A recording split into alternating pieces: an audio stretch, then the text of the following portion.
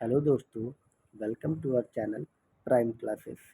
दोस्तों, आज हम बात करने वाले हैं राजस्थान को हाल ही में प्राप्त 4 नए जीआई टैग के बारे में। जैसा कि आपको पता है, आगामी 1 अक्टूबर को आरएस यानी राजस्थान पीसीएस की प्रीलिम्स की परीक्षा प्रस्तावित है और उसको ध्यान में रखते हुए राजस्थान को जितने भी अभी तक जीआई टैग मिले हैं, वो सभी के सभी इम्पोर्टेंट हो जाते हैं। लेकिन चूँकि 4 ये अभी हाल ही में प्राप्त हुए हैं, तो ये करंट में है, इसलिए ये 4 सबसे ज़्यादा महत्वपूर्ण है और यहाँ से एक सवाल अवश्य हमें एग्ज़ाम में देखने को मिलेगा। और इस प्रकार टोटल राजस्थान को जो जीआई टैग मिले हैं, उनकी संख्या 20 हो गई। तो हमें एग्ज़ाम पर्पज़ से ये 20 की संख्या भी याद रखनी है। तो 20 संख्या हमें याद रखनी है। और ये जो हाल ही में 4 जीआई टैग प्राप्त हुए हैं, ये नाबार्ड के एक प्रोजेक्ट के तहत प्राप्त हुए हैं। ठीक है, तो हाल ही में नाबार्ड प्रोजेक्ट के तहत केंद्र के department of promotion of industry and internal trade के अंतर्गत चेन्नई स्थित जीआई रजिस्ट्री ने 1 अगस्त को राजस्थान की 4 हैंडीक्राफ्ट कलाओं को जीआई टैग दिया। ये जो संस्था है, department of promotion of industry and internal trade, ये केंद्र सरकार के वाणिज्य मंत्रालय के तहत आता है। तो आप ये भी याद रखिएगा कि जीआई टैग भारत सरकार का वाणिज्य मंत्रालय प्रदान करता है। ठीक है, तो हम नेक्स्ट आगे बढ़ते हैं और देखते हैं राजस्थान को हाल ही में कौन से 4 नए जीआई टैग प्राप्त हुए हैं। ठीक है, तो जो पहला जीआई टैग राजस्थान को प्राप्त हुआ है, वो है जोधपुरी बंधेज। ठीक है, इसको आप याद रखिए, वो प्राप्त हुआ है हमें जोधपुरी बंधेज। ठीक है, जोधपुरी बंधेज, ये मलमल रेशम और वायरल कपड़े पर विशेष रंगाई व छपाई की जाती है। इस कपड़े से ये हमको प्राप्त हुआ है। ठीक है, दोस्तों हम आगे बढ़ते हैं और देखते हैं कि दूसरा राजस्थान का कौन सा पदार्थ है जिसको जीआई टैग प्राप्त हुआ है। तो दूसरा जो हमें प्राप्त हुआ है, वह है उदयपुर की कोफ्तागिरी को। ठीक है, ये कोफ्तागिरी आप नाम याद रखिएगा, कोफ्तागिरी आप नाम याद रखिएगा। ये उदयपुर में पाया जाता है। आपको 2 चीज़ें सिर्फ याद रखनी है कि कोफ्तागिरी, उदयपुर। तो कोफ्तागिरी क्या है? ये उदयपुर की प्रसिद्ध कोफ्तागिरी मेटल क्राफ्ट कला में हथियारों को डिज़ाइन करने, गर्म करने व ठंडा करने की जटिल प्रक्रिया द्वारा अलंकृत किया जाता है। जैसा कि आप चित्र में भी देख पा रहे हैं, ये विभिन्न प्रकार के हथियार हैं। इनके रख-रखाव से संबंधित जो क्राफ्ट ये तैयार किया गया है, इसको कोफ्तागिरी कहते हैं और ये राजस्थान के उदयपुर में पाया जाता है। और अब हम तीसरे जीआई टैग की तरफ बढ़ते हैं, जो कि राजस्थान को प्राप्त हुआ है।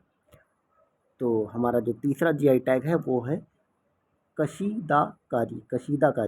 आपको याद रखना है ये नाम, कशीदाकारी। और दूसरा ये कहाँ का है? राजस्थान में बीकानेर का है। बीकानेर जो कि राजस्थान का पश्चिमी मरुस्थलीय जिला है।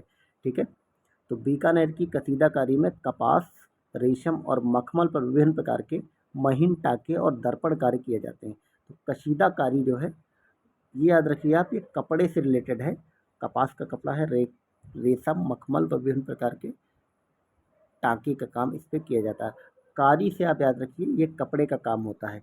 जैसे कि आपने सुना होगा लखनऊ का चिकनकारी, उसी तरह से आंध्रा की एक पेंटिंग्स होती है, कलमकारी, जो कि कपड़े पे की जाती है। खैर, अब हम चलते हैं चौथे जीआई टैग पे, जो कि हाल ही में राजस्थान को प्राप्त हुआ है। तो जो चौथा जीआई टैग राजस्थान को प्राप्त हुआ, वो है ऊस्ता कला। ऊस्ता कला क्या है? ये भी बीकानेर में पाई जाती है। अभी आपने कहा क्या देखा? कशीदाकारी, वो बीकानेर में थी, और ये है ऊस्ता कला, ये भी बीकानेर में है। तो बीकानेर की प्रसिद्ध ऊस्ता कला में ऊँट की खाल पर विशेष कारीगरी की जाती है। इसको आप याद रखना कि ये बीकानेर है, और बीकानेर चूँकि मरुस्थलीय जिला है, और मरुस्थल में कौन पाया जाता है? ऊँट। तो ऊँट की खाल पर विशेष कारीगरी की जाती है। तो ये जो उपकरण आपको दिख रहे हैं इस चित्र में, ये ऊँट की खाल है, इस पर कारीगरी की गई है। तो इन 4 को हमें जीआई टैग प्राप्त हुआ है। तो कौन-कौन से, मैं रिकैप में रिवीजन जल्दी से करा देता हूँ। एक ऊष्टा कला बीकानेर, और दूसरा है कसीदाकारी, ये भी बीकानेर। तीसरा है कोफ्तागिरी, कोफ्तागिरी उदयपुर में है। और चौथा है जोधपुरी बंदेज, जो कि ज़ाहिर-सी बात है जोधपुर में है। और बाकी ये मलमल रेशम, ये साड़ी की कढ़ाई की जाती है। ठीक है, तो इस प्रकार राजस्थान को हाल ही में प्राप्त हुए 4 जीआई टैग की चर्चा हमने की। और टोटल राजस्थान में 20 जीआई टैग प्राप्त हुए हैं। आपको 20 के 20 तैयार करने लें, लेकिन इन चारों पे विशेष ध्यान देना है, क्योंकि ये करंट में रहे हैं और ये एग्ज़ाम में आने के ज़्यादा चांसेस हैं इसके। और चलते चलते हम जल्दी से रिकैप कर लेते हैं और देख लेते हैं संक्षेप में कि क्या है जीआई टैग। ठीक है, तो ये हम देखते हैं जीआई टैग क्या है। जीआई मुख्य रूप से कृषि, प्राकृतिक व एक निर्मित उत्पाद, हस्तशिल्प और औद्योगिक दोनों हैं, जो एक निश्चित भौगोलिक क्षेत्र में उत्पन्न होता है। किसी वस्तु या उत्पाद की किसी विशिष्ट भौगोलिक क्षेत्र में हुई उत्पत्ति तथा उससे जुड़े गुणों को सूचित करने हेतु जीआई टैग दिया जाता है।